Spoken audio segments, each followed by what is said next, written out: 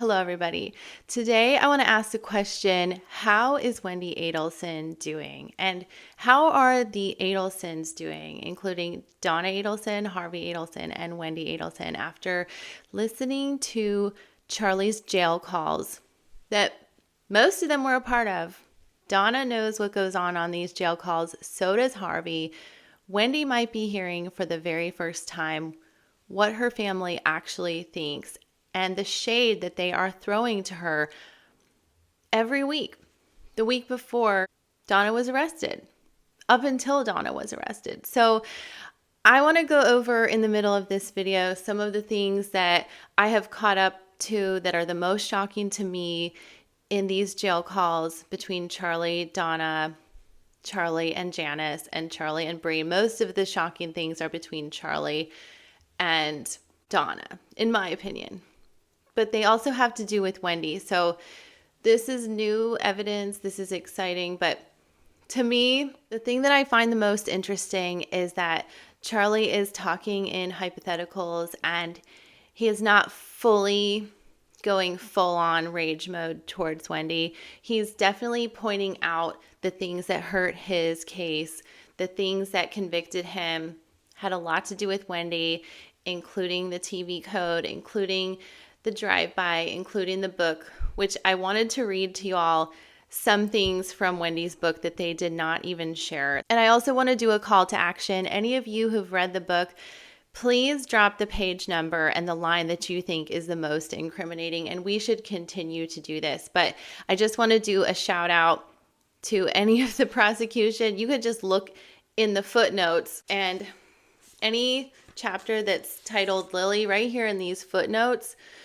is a plethora of information incriminating Donna and Wendi mostly. But I just wanted to go to some of my notes about the things. There's so many more things. Charlie got some of the great one-liners that were in his trial, but I think that concerning Donna, there's more about the TV in Wendi's book, This Is Our Story. She says she had one TV in the house that played 3 channels, and Lily has a dream in one of the sidebars that she has triplets and lives in Greenland, and the kids are being taken care of by the in-laws. So she moves to Alaska to marry a pilot, and it just shows having the kids go to the Markels is her worst fear.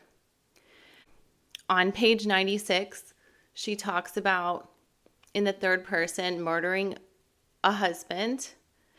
Wendi says her motto is to avoid conflict at all costs. She says she always blames her mother.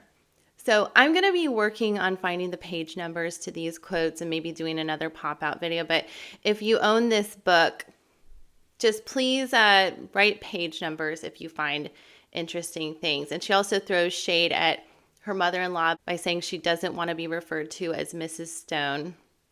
And she also calls Hiawassee Springs culturally confusing for her clients. And she says it's one of the many things she has in common with her clients.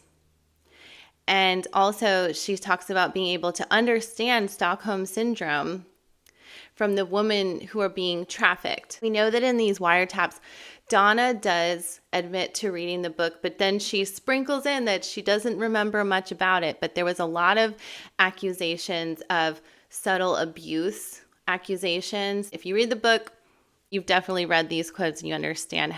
There's so many. You could pretty much open up this book and just open to any page and see any shade that she's throwing at Tallahassee.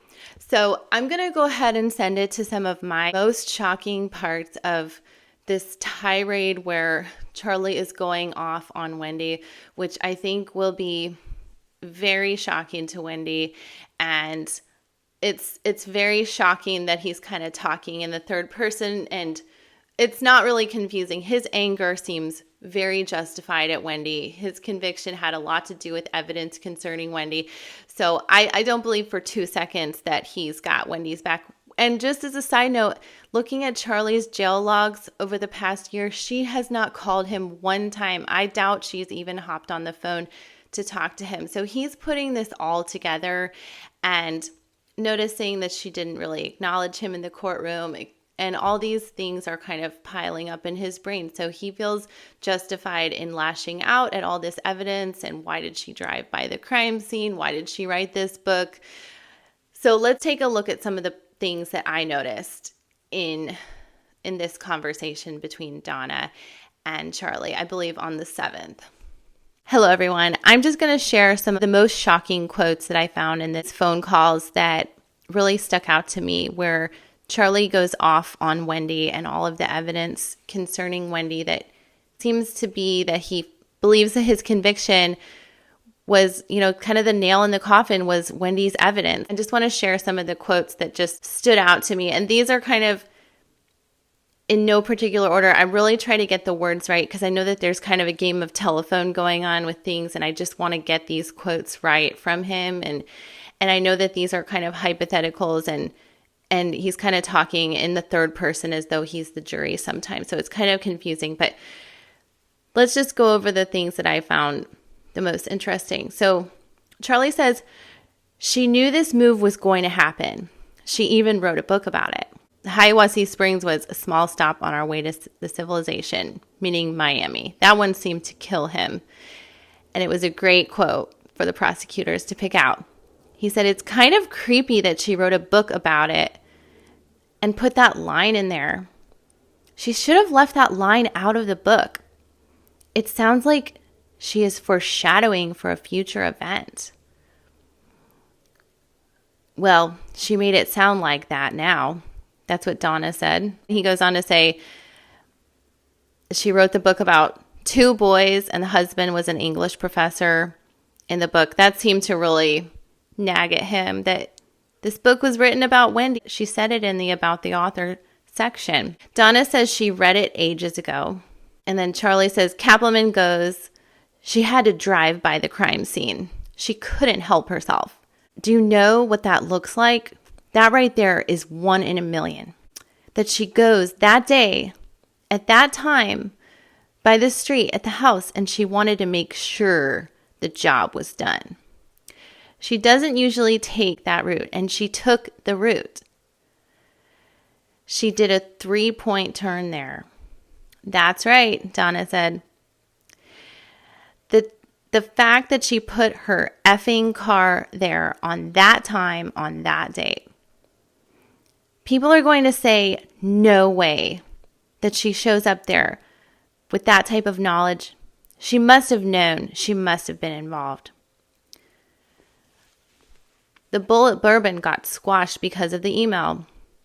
And just as a side note, I never saw that email. If any of you saw that email, we should definitely expect to see it if Wendi's ever on trial. And we definitely need to see timestamps on that one.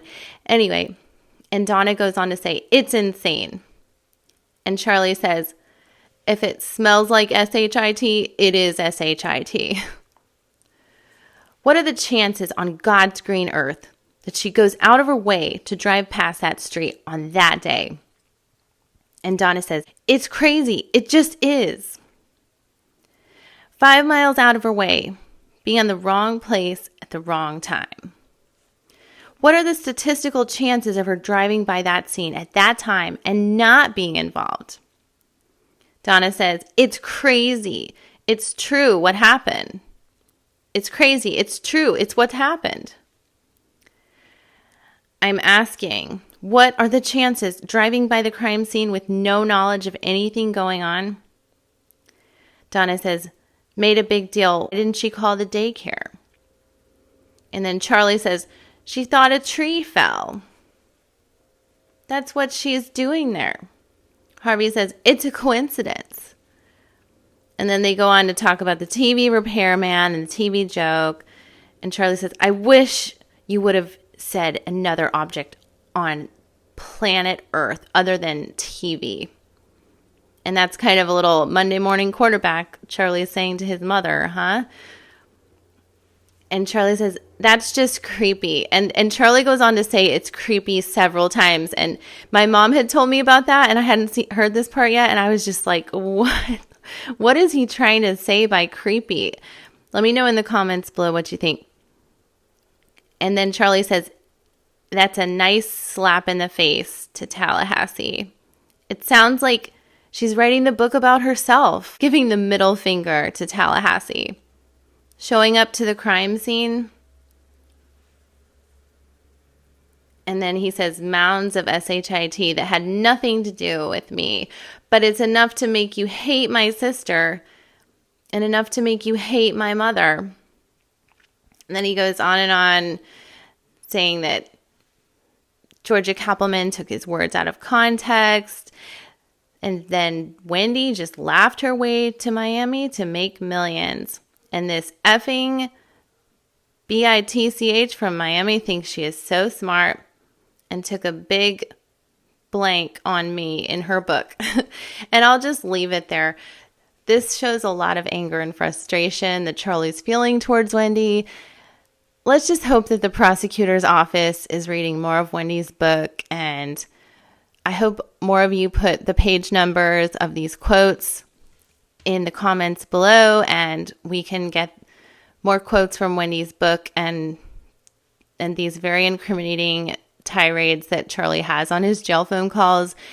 As entertaining as it is, it's great evidence, but hope y'all are getting some sleep and some rest this holiday season and enjoying time with your family and friends. I hope everyone's having a wonderful day.